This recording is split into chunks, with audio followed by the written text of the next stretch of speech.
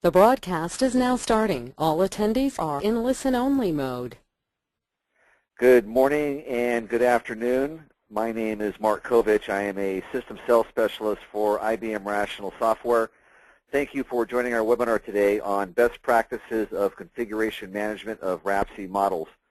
When you're working with Rhapsody and your team, there are techniques for carving up the model and leveraging your configuration management tool to minimize model merging, waiting for another developer to complete work, and generally facilitate sharing and versioning of the model.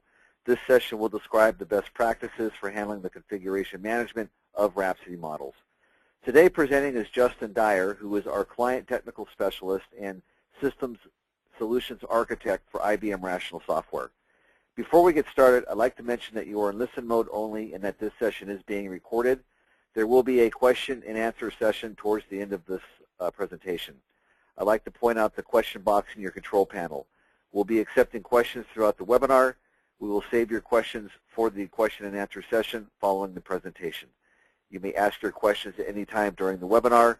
As questions are submitted, I will be compiling them in chronological order and submitting them to Justin. Some questions will be answered directly by me through the chat window.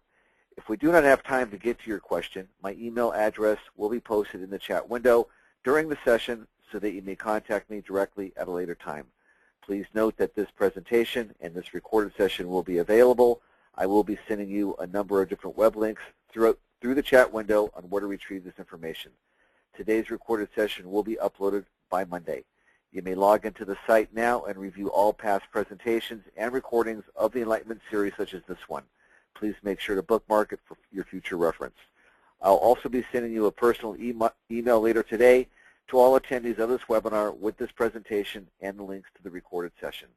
One last item I'd like to mention is that we are extending the Enlightenment series of webinars for the second half of 2013. You will be receiving an automated email with the second half schedule and registration links. If by chance you do not receive the invitation, please feel free to reach out to me directly, and remember, my email address will be in the chat window. So with this said, allow me to introduce Justin. Justin, you can start. Okay, thank you, Mark.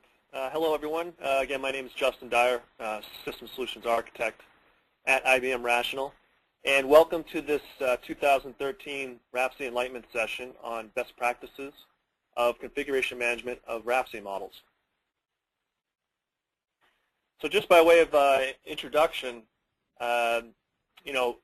most Rhapsody customers often need to collaborate on Rhapsody models. So regardless of whether you're on a systems engineering team or a software engineering team, typically you need to share model artifacts with other members of the team. And in order to effectively do this, unless you're a very small, two-person, maybe three-person team, in order to really effectively share models, you do need a configuration management tool. So it's really essential that a configuration management tool is used along with Rhapsody to not only version and back up your work, but just enable a means of team members to share their projects and artifacts amongst each other. Now Rhapsody works with a number of configuration management tools out of the box, which allow you to go ahead and check in and check out the model changes to a configuration management tools repository. So what we're going to do in this presentation is take a look at some of the best practices that we've seen over the years of our customers utilizing Rhapsody with configuration management tools. And this will include some various different topics here. So first we'll just take a look at some of the basics of configuration management with Rhapsody. We'll take a look at some of the key properties that are utilized. So anyone who's used Rhapsody knows that there's lots of different properties, but there are some specific ones that can be specifically utilized for configuration management and that are utilized often. We'll have a look at the difference between the two different modes in which Rhapsody can work with configuration management tools. So you can either work in what is called the Microsoft Source Control or SCC mode, or in a batch mode. And there are there are some positives and negatives to each approach, and we'll discuss some of those approaches. One of the key best practices for configuration management is simply having a good model organization. So we'll take a look at some different techniques for model organization and some of the best approaches that we've seen for doing configuration management, utilizing a good model organization. And then finally, the last couple things we'll talk about is utilizing the difference and merge tool to help collaborate when working on the same model artifacts, and also some common problems to avoid. So some of the problems that we've seen other customers have, and how to avoid those problems to begin with. Now, before I get into some of the specifics and some of these best practices, I do want to point out where Rhapsody fits in to our overall rational solution for systems and software engineering. You can see Rhapsody there in the middle under architecture and design. So of course Rhapsody is a great solution for modeling, validating requirements, architecture, and design throughout the development process. And we also have, as part of the Rhapsody family, Rhapsody Design Manager, which I will touch on briefly at the end of this presentation because it brings a new way to configuration managing Rhapsody models. So we'll discuss some of that. Now, we do have other solutions throughout the life cycle. So you'll see up in the top left there, we have a great solution for requirements management, managing all the requirements and traceability across the life cycle utilizing rational doors.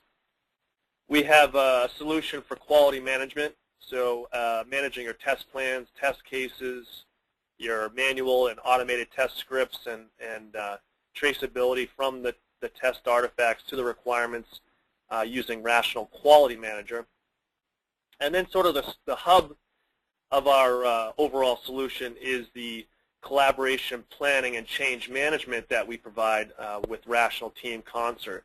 So Team Concert provides the ability to do project planning, work item management, dashboarding, and also has a source code control component to it if you're looking to version control your source code, or in this case, Rhapsody models.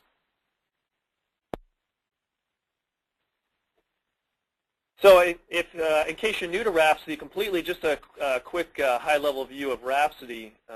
Rhapsody is both a model-based systems engineering and model-driven development tool, specifically geared towards the real-time embedded systems. So, a lot of our customers are building actual tangible products, things like aircrafts, medical devices, handheld units, all sorts of good stuff. And Rhapsody is really specifically geared to that customized environment where you're not only creating the software, but the hardware, the mechanical components of the products that you're delivering.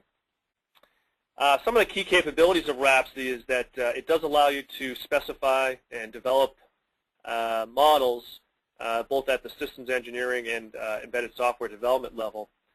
One of the things that we do that's different than a lot of other tools out there that can simply draw diagrams is that we allow you to validate and verify the designs much earlier in the life cycle through the use of model execution or model simulation.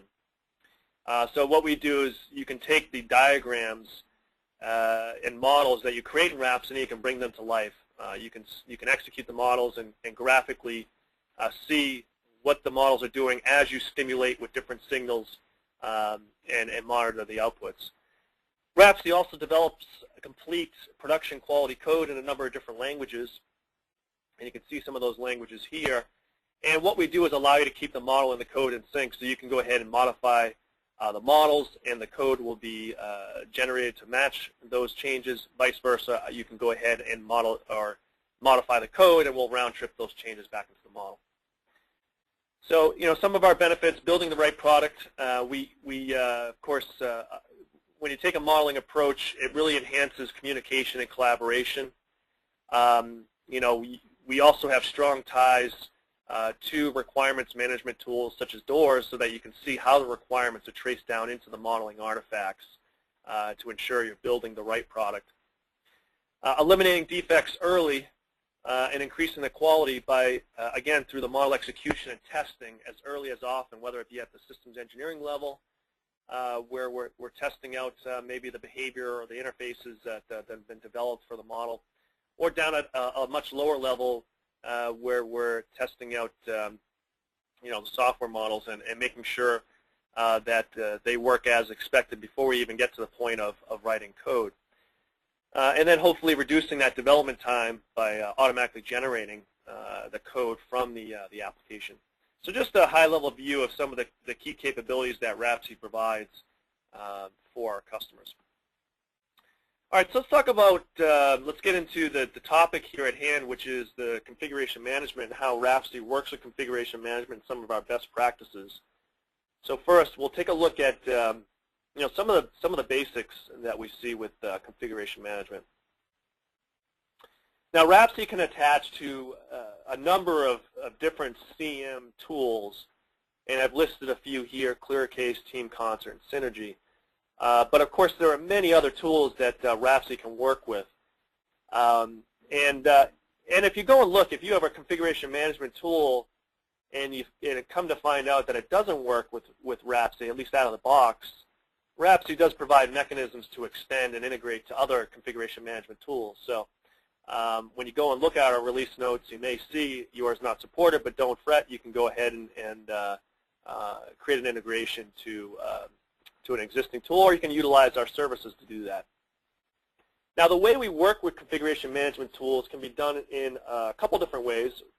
One is either the Microsoft source code control interface, or you can use batch mode.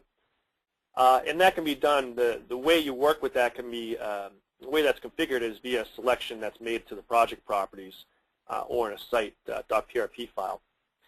Now, once you've decided how you want to work with the configuration management, if you go to File, Configuration Items in Rhapsody, that opens up the CM interface, and you can begin to check in and out parts of the model.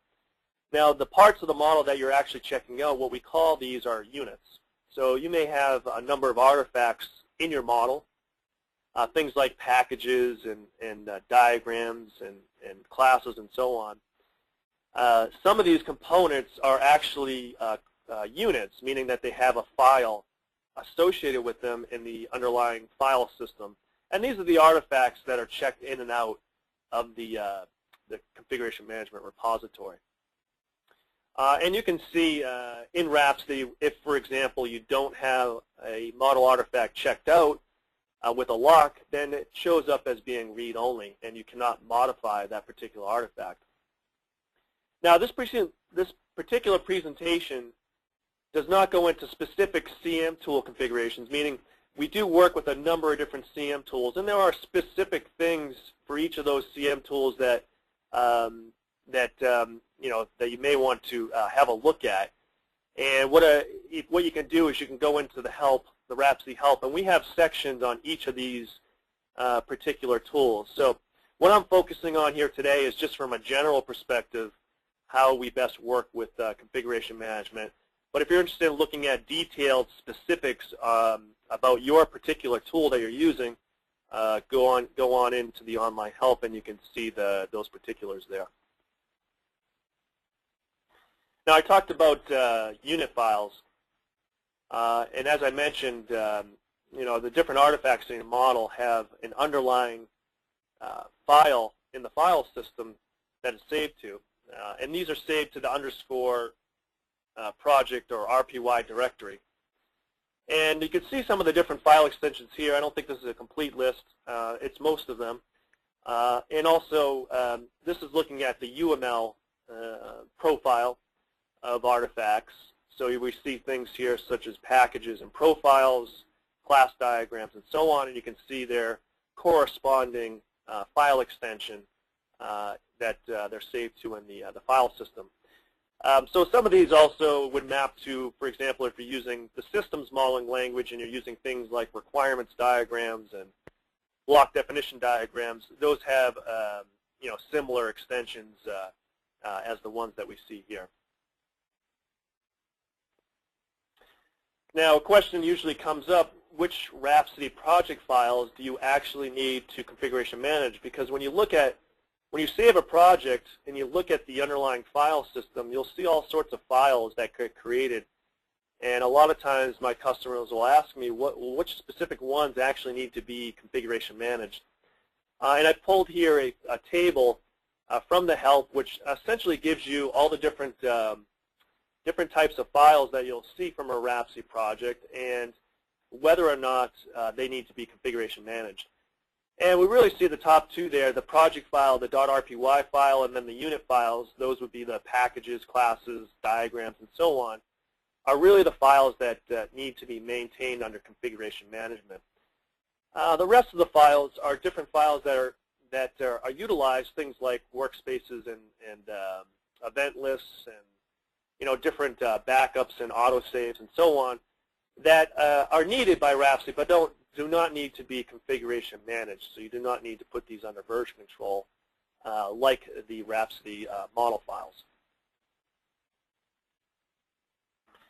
Now, how do you know in Rhapsody what artifacts have a unit associated with them? You can see it because they have a little symbol next to their, next to the icon for that particular artifact. And that symbol will either be a sort of a black outlined symbol, as we see here in the circle, circled red here, or it'll be red. And the difference there is that those units have not been saved. They've been modified, but have not been saved yet.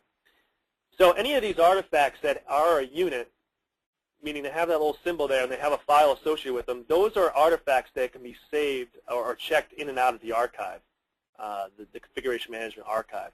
Now, an artifact that doesn't have that is not a unit is being saved into the parent unit. So, artifacts here, if they weren't a unit under requirements analysis package, they would be saved into that requirements analysis package unit. And all of this can be customized as to the level of sort of granularity that you want to have for configuration artifacts, configuration management artifacts or units. By default, all packages and sub-packages are units, but by default, diagrams and things like classes, actors, and use cases are not units. So those are defaults, but you can go ahead and customize that. And I'll talk a little bit about where you might want to create units or not create units as we go further into the presentation. Now, if you do find a particular artifact that you do want to create a unit from, have a file associated with it, and something that can be individually checked in and out of the archive, you can right-click on that particular artifact, and you can create a unit by selecting the Create Unit menu item. And then that will then go ahead and create a file in the file system for that artifact, and it can then be checked out in and out individually from the archive. So granularity of units, and we come to one of our first best practices. Really what we should do here is try to keep with the default settings. You really should try to adhere to only using packages and sub-packages as units, and to make units of other elements, such as classes and diagrams, only as needed. And what this will do is it'll really kind of help. Well, you do need to make sure that your model is organized in a certain way to help minimize parallel work on same packages. And what that does is it helps minimize the need to merge models.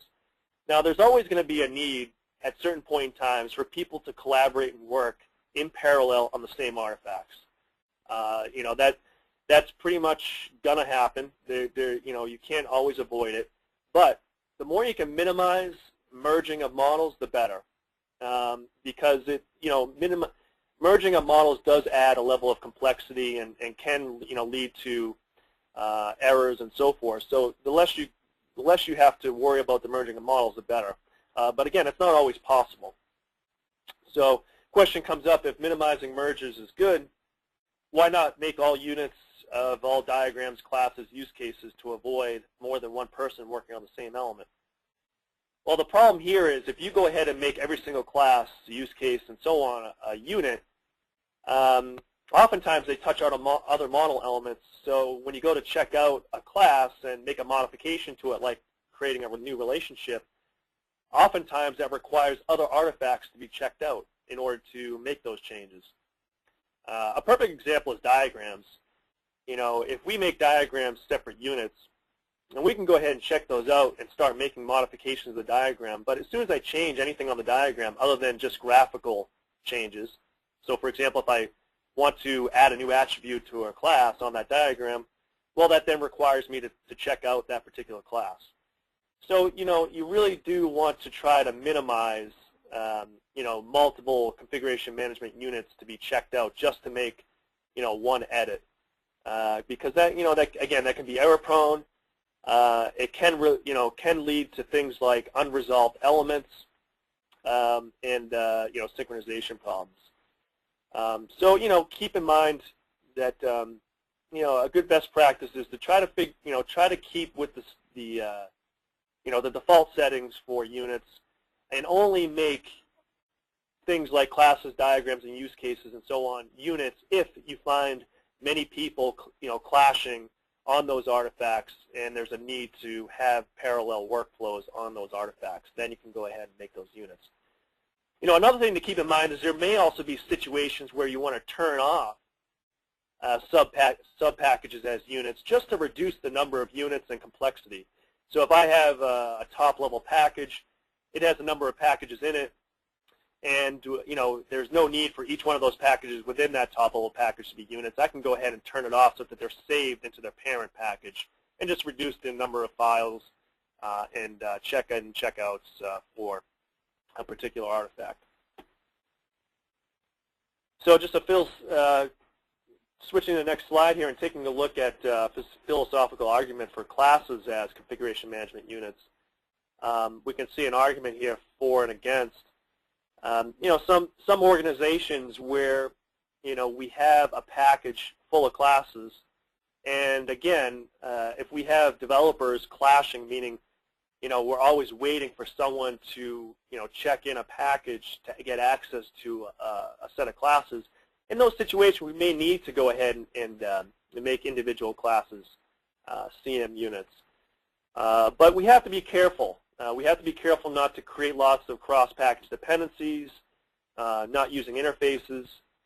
We want to be able to take advantage of things like partial model loading. So really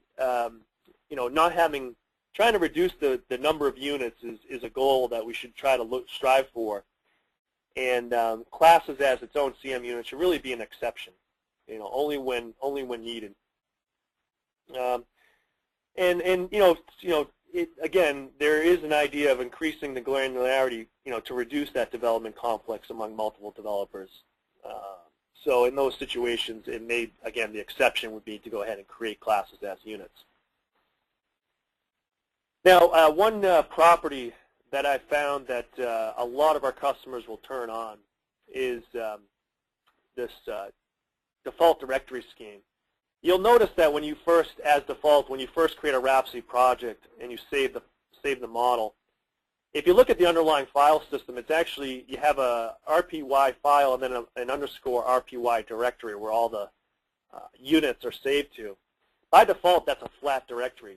And if we start talking about models expanding and scaling and getting larger, having just a single flat directory is really hard to manage and understand over time.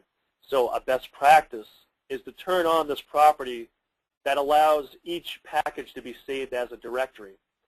So as I create packages like we see here, package A with some sub-packages in it, there will be directories in the underlying file system created for those to store the files that go into those subdirectories. So it's a little bit easier to maintain and understand as the model grows, as opposed to just having a flat directory. Excuse me. So I talked about earlier source control versus batch mode interface.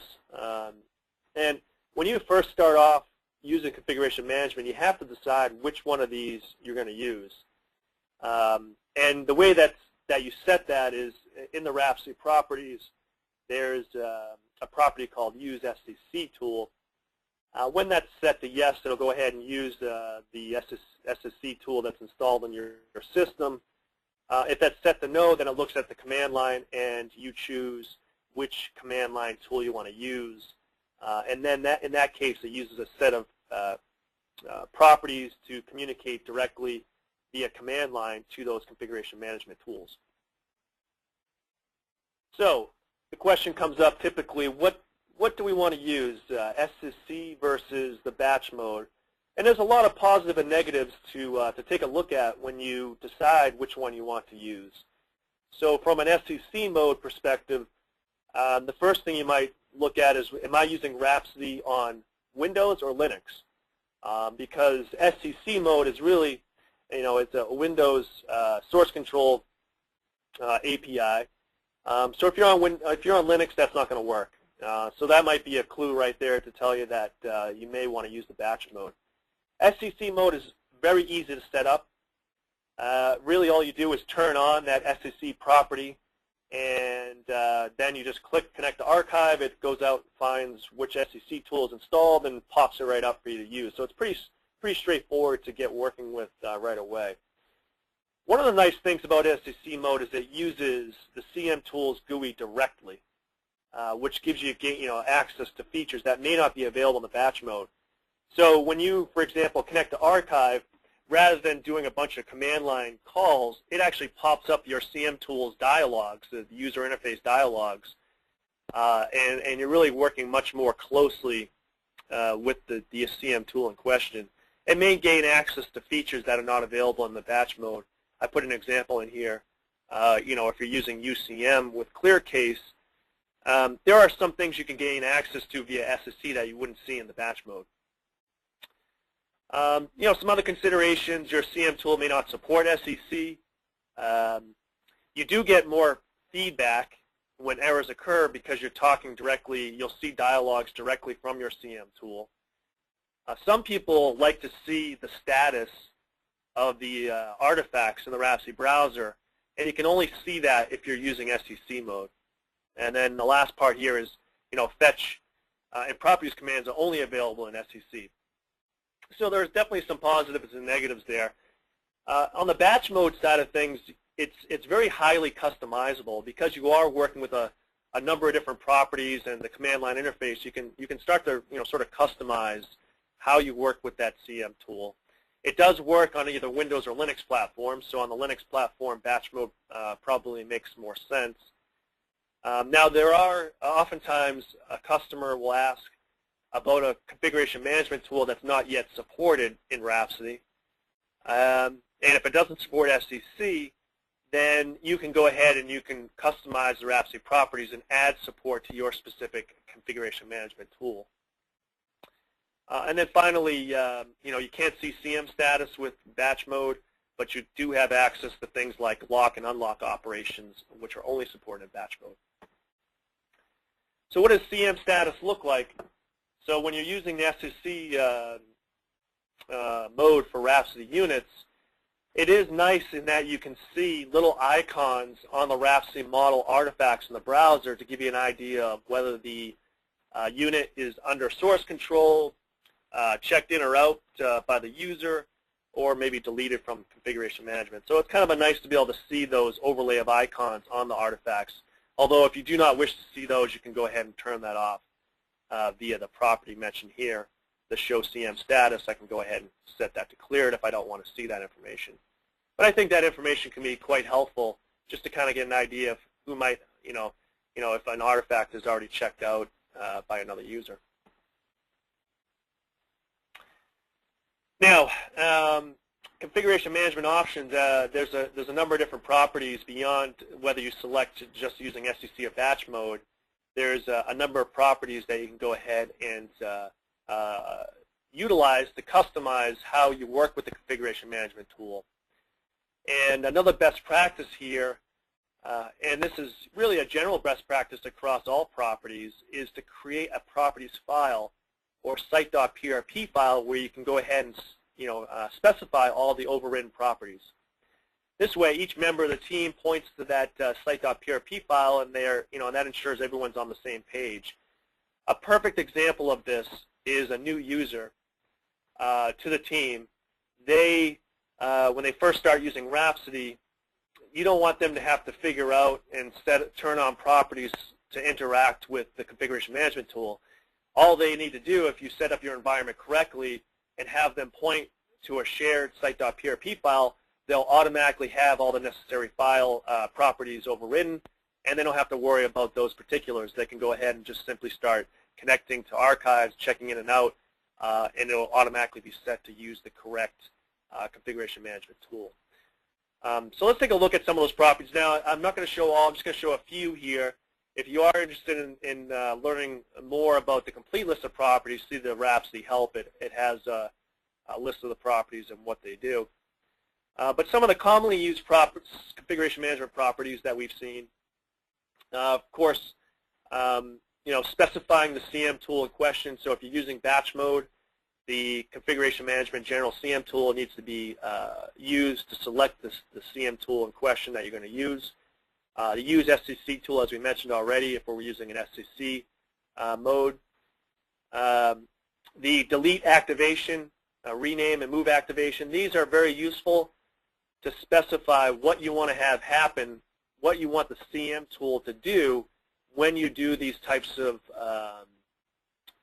actions within the Rhapsody model. So as an example, if I delete a Rhapsody package in my Rhapsody model, do I want the CM tool to automatically delete that file from the archive as well?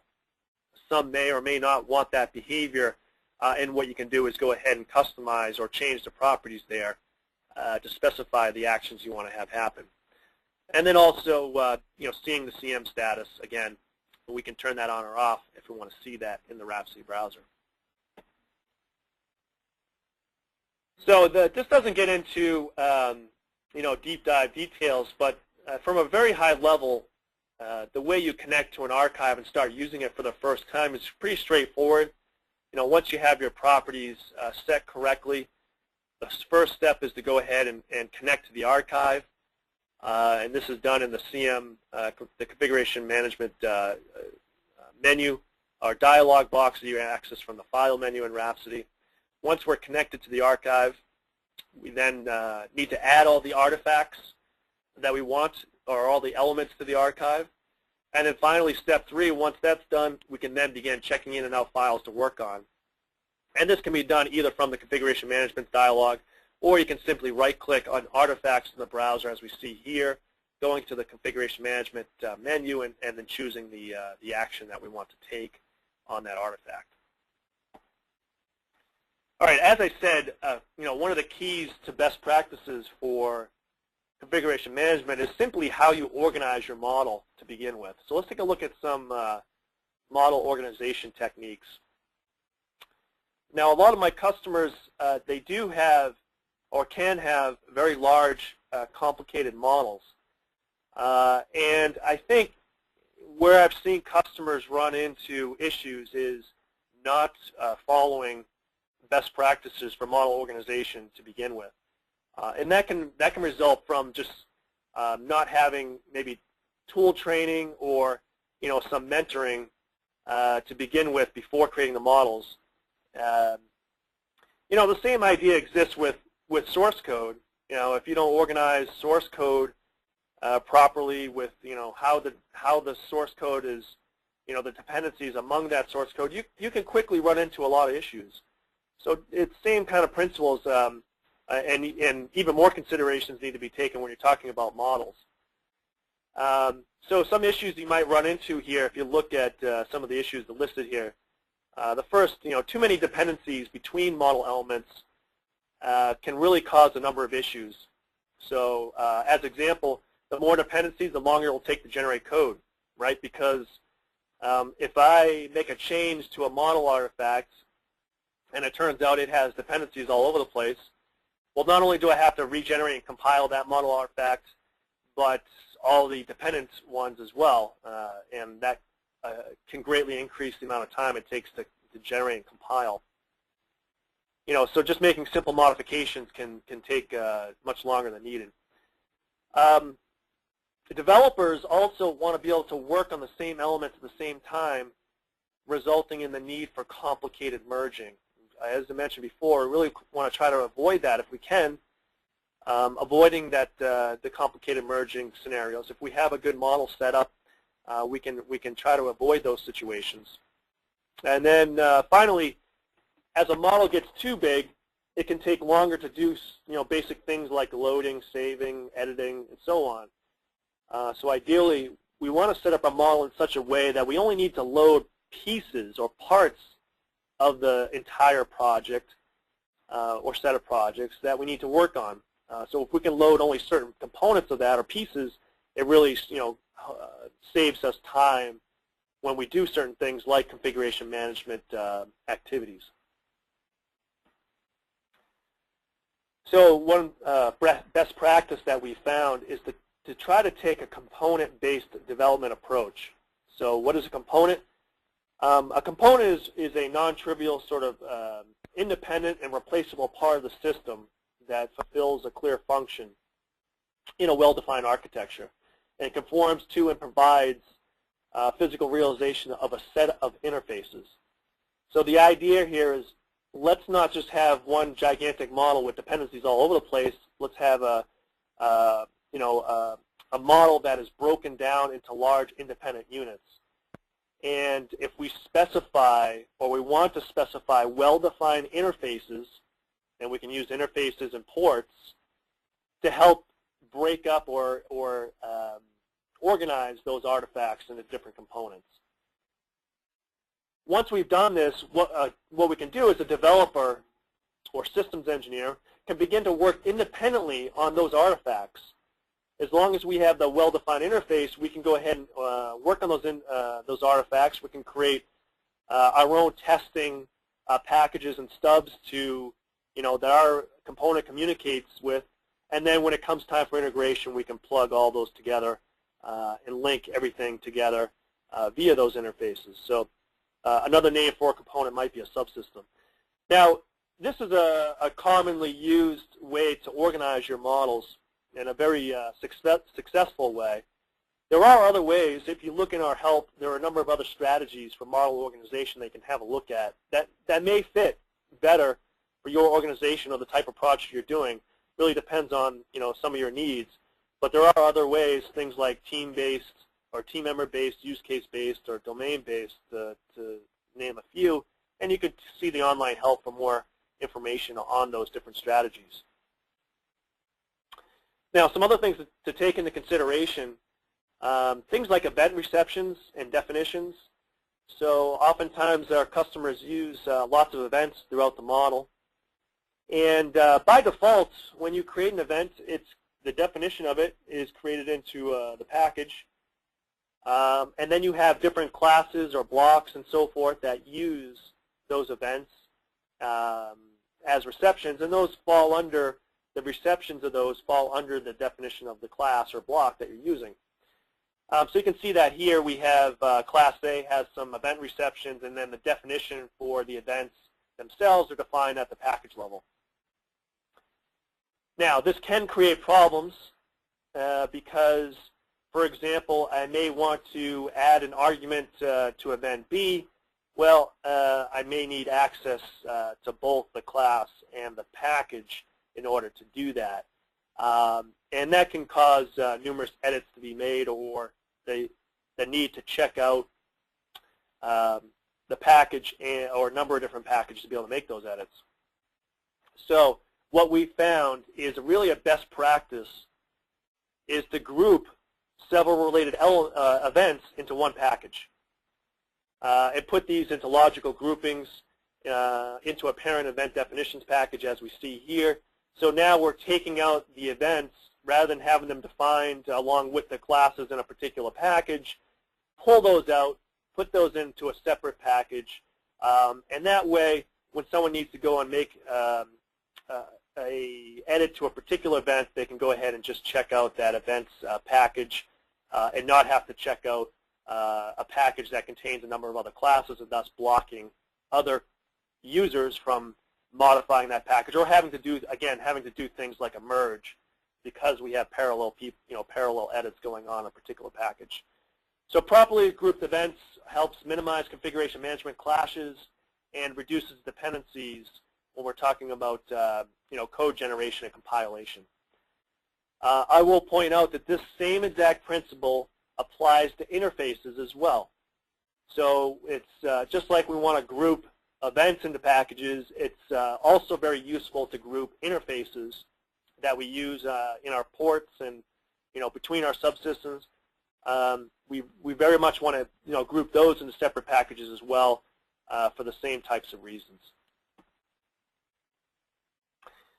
And some of the models, just a couple more things on here, models and projects. When we start to get into large projects, it may be necessary to break up over multiple Rhapsody projects. And so there's a way to do this. There's a technique in Rhapsody where I don't have to create everything in one big, gigantic, monolithic project. I can go ahead and really create sets of projects and make references to other projects and use things like project workspaces and load up a number of projects at once. So a couple things to keep in mind. There are really two different approaches, a single project approach where we can put everything into one single project. This is really, I think, yes? May I interrupt you for a minute? A question came in real quick regarding the previous slide I wanted to ask you. Go ahead. It says here on the previous slide, if you add a parameter to an event, you now have to check out 3 packages instead of 2 from the prior slide. No, you go ahead and check out this event. The idea here is that we wouldn't have to. This is a simplified version, but we may have lots of classes in here based on subsystems. So, if I want to just build just my package A here, generate, compile, and build that, I don't have to necessarily go ahead and generate and compile all my information for package B. So it really, eliminates the need to have to generate and compile artifacts that I don't necessarily care about as a developer if I don't use those artifacts. So when I'm doing things like unit testing on a particular artifact, if I've grouped my events and interfaces properly, I can greatly limit the amount of artifacts I need loaded into my model and the number of artifacts that need to be generated and compiled. So reducing the amount of dependencies. And so you would have to make the similar amount of checkouts, but at the same time you have much better model organization. So again, better performance when we talk about things like code generation and compilation. All right, so getting back to single project. I'm sorry for the interruption. Getting back to a single project approach. Again, this may only be useful really for small teams, small number of engineers. It is easy to set up and comprehend, and it does provide visibility into all the subsystems without the need to load different Rhapsody projects. But the reality is for larger teams, it's really it doesn't always work because, for example, software engineers want to go ahead and put in individual test packages, and rather than cluttering the model with all those test packages, we could do separate projects, bring in the necessary artifacts we need by reference, and create test packages to test those artifacts, and keep that information separate from the overall project. In the single project approach, it's much easier to go ahead and start creating intra-model dependencies. Again, what this does is start to create overhead in performance in code generation and compiling. If you separate out in different projects, you separate out into a component-based approach with well-defined interfaces. There's no need, you can go ahead and cut down on the number of dependencies and cut down on the amount of time it takes to do things like code generation and compilation. So in the multiple project approach, it is a bit more difficult to set up because you do need to do things like referencing and add to model and so on. It may be technical for beginner users, too technical, but it is easier to test on a daily basis. What it allows you to do is load up only those artifacts you're interested in working on that you care about, and as long as you have the interfaces, you can go ahead and not load the entire monolithic project, but load up a set that you're interested in working on, and again, cut down the amount of time it takes to do things like saving models, compiling, and so on. So again, a best practice, especially for large development effort, is to really break up the model into multiple projects and allow developers to focus or create a workspace that can focus just on those artifacts that they need to work on. Okay, now there is going to be a need at some point in time to to collaborate on a particular model artifact in parallel. So this is where you can utilize the Rhapsody diff merge tool. The diff merge tool can be invoked either from the configuration items dialog or from outside of Rhapsody. You can customize your SAM tool to invoke the diff merge tool when doing a merge of Rhapsody files. So an example of this would be ClearCase. A lot of our customers will customize, for example, the ClearCase type manager so that when they do a version or do a merge in a ClearCase version tree, if it finds a Rhapsody artifact as opposed to, say, a code artifact, it knows to invoke Rhapsody's diff merge tool to perform that particular merge. So here we see the Rhapsody diff merge tool. It is critical when you use when you're using a model-based approach that you have a tool that can look at the model and or do the difference in merge from a model perspective. We cannot do this from a textual perspective like we can source code.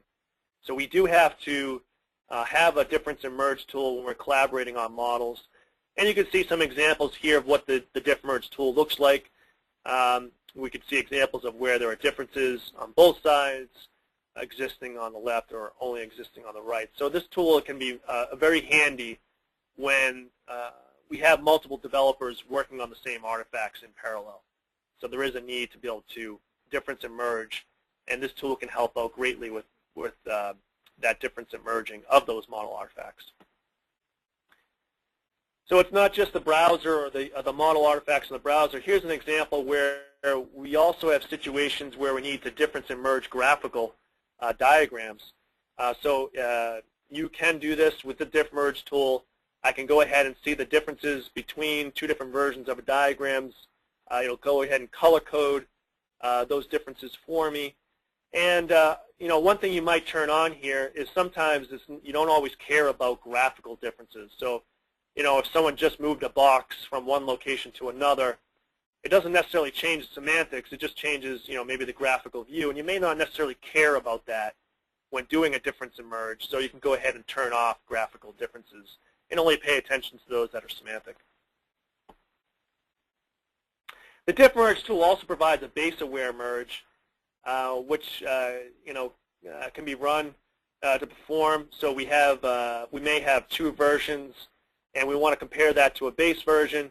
You can go ahead when doing the difference and merge, check off base-aware mode and the base integration branch or what have you to compare the two versions against to help get a better understanding of what's been added, deleted, and so on. Now, this can also be done from a command line interface and certainly can be quite useful for those teams that are practicing a continuous integration approach. All right, so starting to wrap up a little bit. I know we're starting to run close to the hour here, the end of the hour. So just to kind of wrap up some common problems to avoid that we've seen. Initially, when you first get started and you're using the SEC compliant configuration, you may not be able to connect to your SEC tool. This is typically a result of Rhapsody not being able to find your SEC tool installed on the system. Typically what happens when you install an SEC tool, it modifies a key in the Windows registry to point to a specific DLL that's used for your SEC tool. So if you cannot connect, go ahead and check that particular registry key and make sure that it's pointing to the SEC tool that you're looking to use. Another issue we've seen is you want to use an SEC tool, but it turns out you have multiple SEC tools installed and it's not using the correct one. In this case, again, take a look at the registry and make sure that the key in question is pointing to the correct SEC tool that you want to use. Another issue that we've seen is sometimes unable to create a process message when using batch mode. So if you get this error message, unable to create process, when connecting to an archive, it could be because there's an issue with, say, your path. It may be that your path variable needs to include the full path to the command to be executed as a part of that path. So take a look at your path variable and make sure that that is set up correctly. I've seen this a number of times with customers where there's a path name limitation in Windows. So keep this in mind, especially if you're using the property setting, the default directory scheme. If you have a lot of sub-packages, so a lot of parent sub-packages and it goes many levels deep, if you have that property turned on, it starts to create many levels deep of file names or directories on your Windows system. And eventually it'll reach the limitation of Windows. I think it's 256 characters. And that'll start to become a problem when you do things like checking in and out of an archive. The commands won't run correctly because it's reached that limitation. What I recommend here is that it is important to, I think, understand the directory structure, but to choose to only go so many levels deep when you're saving the Rhapsody model to the file system. Once you reach maybe 2 or 3 levels deep, you can go ahead and turn off the store and separate file property so that the packages, everything else underneath it, is going to be stored into that directory, as opposed to creating more and more directories further down and creating those long path names. So keep that in mind if when you're working with many levels of packages. It's important to pay close attention to the configuration management tab output window in Rhapsody, because it'll show you any messages or errors as you invoke different CM operations. So keep that in mind. Pay attention to that window for any problems or errors that might occur. Another common problem I've seen is unresolved references. This is a very common problem where what happens here is you go ahead and delete artifacts that have references to read-only files. And those references can't be updated because those files are read-only. So what happens is those references then become unresolved when the model is loaded. So I'm sure any of you that have worked with Rhapsody and configuration management probably have run into this situation of unresolved references. And we have added some features over the years.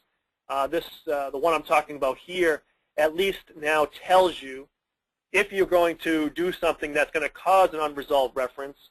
It pops up a references and read-only file encountered dialog box, which will tell you all the read-only files that you may need to check out to make sure that you avoid those unresolved references. So a best practice, really take heed of this dialog and try to avoid unresolved references as much as you can, because those can affect certain things like code generation. If I go to generate code and I have unresolved references in the scope of that code generation, will fail. I'll have to resolve those unresolved references before I can continue on. You can also use the search capability in Rhapsody to find all unresolved references. So if you go into the search, there's an option there. Tell me all the unresolved references, so you can go ahead and then try to resolve those by either loading those artifacts or deleting those artifacts as needed. Lastly here, before we summarize, we've been talking about traditional configuration management-based approaches for Rhapsody. With Rhapsody Design Manager, there is now another alternative where you can go ahead and modify the models to be saved directly on the Design Manager server. So this is using the Jazz storage capabilities. This does have a very granular level of low-level granularity. So, for example, I can start working on a use case, and it'll lock that particular use case, and other users will be notified of that lock if they begin to try to work on it. So it's much more of a database approach to managing the Rhapsody models. May not be so useful for software engineers that need to work in parallel on model artifacts, but it is a simple approach and could be a very viable solution for systems engineers that want to try to avoid, the scenario of having to merge artifacts and the complications that come with merging. So something to keep in mind. It's a newer feature with Design Manager if you're looking to take more of a simplified approach to version controlling of the models. So in summary, to wrap up, good model organization is really a key to successful use of configuration management with Rhapsody. There's certainly not a one-size-fits-all strategy, so you really need to take a look at your organization and the types of workflows you use, and then based on factors such as model size, team size, importance of reuse, optimizing performance of things like code generation and compiling.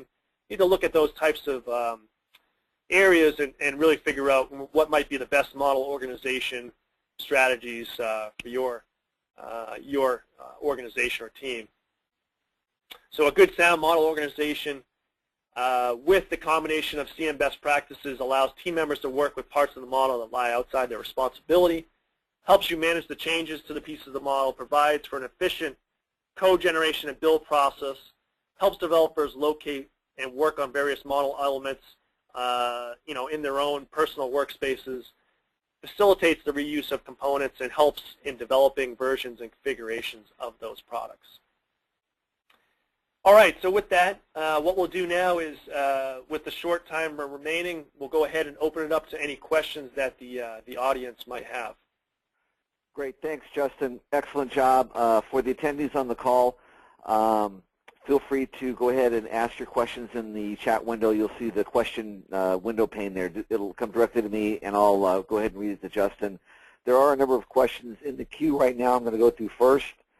So we'll get started here. So the first question, Justin, is would Rhapsody Design Manager Configuration Control be appropriate for software development? Yeah, so I kind of answered that towards the end there. And it's as I said, it's still a new feature, so there still needs to be some more, I think, insight gathered. But I think for the most part that software engineers are probably going to more take the approach of using the traditional configuration management approach. And the reason I say that is they're oftentimes working in parallel on the same artifacts, and you don't want them to be stepping on each other's toes. Certainly model organization can help there, but I think for the most part software engineers are going to be more geared towards using the traditional approach. Okay, great, thanks. A question rolled in. I'm not sure if you can actually answer it, but I'll give it a shot anyways. It has to do with a configuration management tool by a company called Perforce, and the attendee was wondering if this does interface with Rhapsody. Perforce, I've certainly heard of Perforce before. The easiest thing to do is to check to see if Perforce supports the SCC standard. If it does, then Rhapsody will work with it. That's a very simple thing to check. If it doesn't support SCC, then basically you have to customize the Rhapsody properties to work with that particular CM tool. But a lot of, most CM tools out there in the market do support the SCC interface. Of course, the issue might be if you're on Linux, that solution won't work. But if you're on Windows, go ahead, check that out, see if it works with SCC. If it does, then yes, it will work with Rhapsody, and it's just a matter of telling Rhapsody to use the SCC tool that's installed in your system. If you are collaborating with a small team, what is the best solution for sharing configuration items of Rhapsody model across a modeling team? Well, if it's a very small team, and I mentioned this in the presentation, when we talk about model organization, having a single project, say, versus multiple projects, if it's a very small team, you can get away with a single project, and, you can customize, not customize, but you can modify the level of granularity of the configuration management units. Now, for a very small team, you may not need to go down to the class, use case, diagram level. You can leave packages as CM units and you probably will be fine with not a lot of people bumping into each other on trying to access the same artifacts.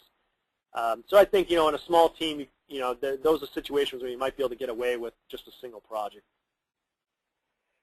Is the data associated with diagrams, classes, and use cases permanently captured in my configuration management system if I only check in the packages and sub-packages? Yes. So it's really again, it's up to you. If you don't have for example, if you don't make a class or a diagram, a CM unit, then that information is stored in its parent package unit. So, it's going to be stored in the CM archive whether or not you choose to make those things units. If they're not units, they're stored into the parent. If they are units, then they have their own separate file, and that file is what's checked in and out of the archive. Justin, do you have any recommendation on best practices for how those activation properties are to be set? So the rename, delete, and move activation. That's correct. Yeah, I don't. I'm trying to think if our help specifies any best practices. I don't recall, but I've found that most customers will typically turn those on because they want to not have a bunch of sort of dangling type files in the CM repository. So again, an example of that is, I rename or delete an artifact. If I don't have the activation turned on, then what happens is that those artifacts will still exist in the repository even though they're really not used in the model anymore. Or the underlying file in the repository won't have the same matching name as the artifact in Rhapsody, so it might become sort of confusing to see how they're related. So generally, I think a best practice is to turn on those properties so that you have really a better synchronization between the file repository or CM archive and the Rhapsody model. Great. I have a question here regarding Rhapsody and RTC, the interaction between the two. It's kind of a lengthy question. I'll read it to you, and then I'll also forward it over to you if you want to read it, if you don't understand what I actually communicate to you here. So here's the question. I use Rhapsody inside RTC, but haven't seen the properties, delete, activation, etc. Is there an equivalent when Rhapsody is used in RTC? It seems to me that RTC control management paradigm is very different to that currently being described. Is that correct? Copy and merge rather than check in and check out. Yeah, and this is true with really a lot of the configuration management tools. They do have different ways in which they work. And certainly Rhapsody, when you're using it inside of the Team Concert Eclipse client, it is a bit of a different workflow. As you make modifications, you'll see those changes in the pending changes view, and you go and deliver, it'll go ahead and it may have to pop up diff merge to do conflict resolution. I think what we'll have to do is I'll have to get back to whoever asked that question if they could email. I'm not sure when it comes to things like the delete activation, rename activation, some of those properties, I don't know if those have an effect when working with Team Concert. So I would just suggest that person ask the question, please go ahead and email, and I'll follow up and see if how those properties take effect when using Team Concert. Okay, I'll go ahead, if it's okay, email the attendee your email address directly. Sure. Great. Okay, there's two questions rolled in from the same person. I'll read it to you. If you can't understand it, I'll copy and paste it. The question is, if I had multiple site.prp files, for example, different CM tools or different settings, how can I tell Rhapsody to point to the appropriate site.prp, i.e., is there an environment variable that I can set per user? Okay. There's some different ways you can handle that. Usually, you can use things like profiles, and you can also include PRP files based on users. There should be information in the help that further describes that, But you don't have to just do customization of property files at, or properties at the, the site.prp level. There, you can go down further, as I mentioned, including other PRP files that are specific to a user, or utilizing things like profiles within the Rhapsody model that further override properties. Okay, excellent. Thank you so much, Justin. Let's see here. The panel is open, so if you have a question, I can read it directly to Justin right now. Feel free to do so.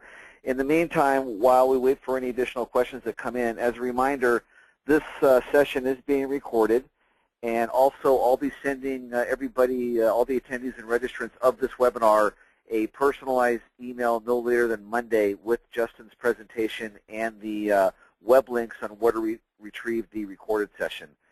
So it doesn't look like there's any more questions. Do you have any final comments before we stop and end the call here, Justin? No, I don't, other than just you can always get more information from the online help, and again, if there was a question that comes up after the fact, feel free to email us and we'll try to help you out in answering that question. Great. And thank you so much. Again, thank you, Justin. Excellent job. We appreciate your support, and for the attendees on the call, we know your time is valuable. We appreciate you attending, and with that said, everyone have a great weekend. The call is now ending. Take care and goodbye.